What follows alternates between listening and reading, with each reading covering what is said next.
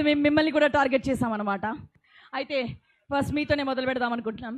So నేను just ఎక్కువ అడగను, మీరు నాకు చెప్పారు నేను మాట్లాడను, తక్కువ మాట్లాడతాను చెప్పారు కాబట్టి క్వశ్చన్స్ అయితే అడగద్దని చెప్పలేదు కాబట్టి మేము ఇలా వచ్చామన్నమాట. సో ఆల్రెడీ సినిమా రాయలసీమ బ్యాక్డ్రాప్లో జరిగింది, ఇక్కడంతా షూటింగ్ జరిగింది, ఇదంతా జరిగింది. సో మాకు రాయలసీమలో అంటే సినిమా కాస్ట్ అండ్ క్రూ గురించి అడుగుతాను. రాయలసీమలో వాళ్ళ గురించి ఒక పదం చెప్పమంటే చెప్పగలుగుతారా? ట్రై చేస్తానండి. ఎస్.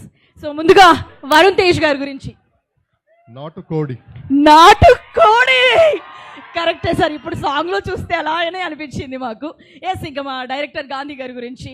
రాగి సంగటి. ఏంటండి? రాగి సంగటి. Okay, it's our favourite. Yes. మరి రితిక గురించి చెప్పండి. పాలకోవా. సార్ ఓకే, సాఫ్ట్గా వచ్చారనమాట అక్కడి నుంచి ఇటు వచ్చి. Yes, nice. సో ఇప్పుడు లాస్ట్లో తమన్ గారి గురించి చెప్పండి. తమన్ ఫెంటాస్టిక్ బాంబ్ ఈ సినిమాకి.